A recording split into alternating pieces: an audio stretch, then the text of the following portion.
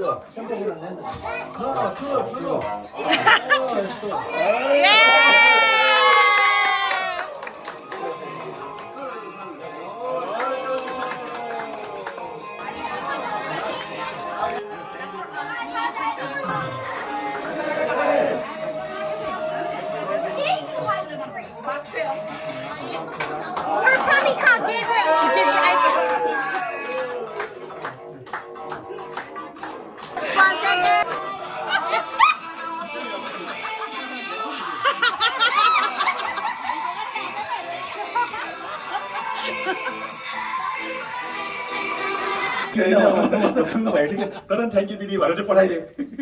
Birthday हो कि होइन यस्तो हो रहेछ भनेर मलाई थाहा थिएन कि। अनि त्यहाँबाट दिउँसो फेरि प्रिसा प्रकृतिहरू उहाँ आएर ह्याप्पी बर्थडे भन्नु है। अझै पनि म कन्फ्युज होइन। अब यो चाहिँ होइन सडनली होइन, अब तपाईँहरूको कसले सबैजनाले एरेन्ज गर्नुभएछ होइन।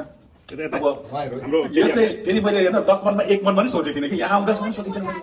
अब एलियाना मैले पुऱ्याउनु गएको नि त होइन, पुऱ्याउनु जाँदाखेरि बाटोमा टक्कै यहाँको फोन आयो। यहाँको फोन आउँदाखेरि अनि यताउता हामी डाउन टाउन जान्छौँ, एलियाना त्यहाँ घरमा नपुऱ्याउने यतै ल्याउनुहुन्छ। म अझै पनि यो यस्तो कन्सेप्ट छैन कि डाउन टाउन चाहिँ के हेर्नु जाने रहेछ। दाजु एउटा कुरा, अनि तपाईँको कम्मरको साइज कति भन्दा पनि थाहा भएन? दोकानमा गएको जस्तो लाग्यो मलाई यस्तो, किनभने यो कन्सेप्टै छैन नि त, मेरो दिमागमै सोचेको छैन कि।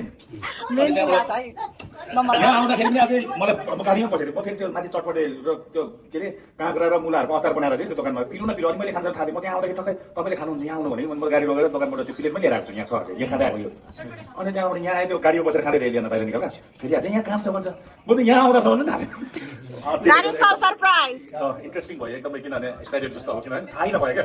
एक पल पनि छैन कि मलाई बर्थडे हुन्छ आज यो मनाउँछौँ यो समयमा हामीले होइन यहाँ अब स्पेन्ड गर्छौँ भनेर चाहिँ यस्तो केही थिएन नि त। डाइरेक्ट यहाँ आउँदाखेरि म त जस्तो मान्छे यस्तो बसेछ अन्त म कन्सेप्ट आएँ केक होइन मेरो बर्थडे चाहिँ यहाँ सेलिब्रेट हुने रहेछ भनेर चाहिँ। जस एनिवे होइन, अब सबैजना टुरिस्ट यहाँ हुनुहुन्छ उहाँको आशीर्वाद त सधैँ नै रहिरहेको छ। अब त्यो त हामी फेरि सधैँ सँगै नै छौँ। अब पहिला सानैदेखि पनि नाम्डोलिङदेखि गुम्बामा पेनोरिजम चाहिँ यहाँ उहाँ गुरु गयो हामीले छत्र छायामा हुर्केको हुनु त हाम्रो लेभल अलग हो, तैपनि उहाँको माया चाहिँ हामीलाई सबैलाई बराबरै छ नि त होइन। अब पाउनु नपाउनु त आफ्नो आफ्नोबाट पनि यो हुन्छ, भर पर्ने कुरा हो। अब टुक्रिम चाहिँ टुक्रिम नै भइहाल्यो, हामी एउटा नर्मल तर पनि हामी एउटै छत्र छायामा हुर्केको हौँ, एउटै गुम्बाबाट एउटै ठाउँबाट एउटै खानापिना खाएर एउटै ठाउँमा एउटै व्यवस्थापनमा चाहिँ हामी लिएर आएको मान्छे हौँ। हामी एकदमै नजिक। अनि किनभने चाहिँ उहाँ अब एकदम मेरो दोस्ती हो, हामी त सँगै खेल्ने सँगै डुल्ने एउटै होइन। अब जे कुरा मेरो फ्यामिलीदेखि लिएर सबै थाहा छ उहाँलाई, उहाँलाई थाहा छ। यता लोकेल पनि उहाँ हामी त कोठा ओटेर पढिदिँदै थियो अब होइन। अब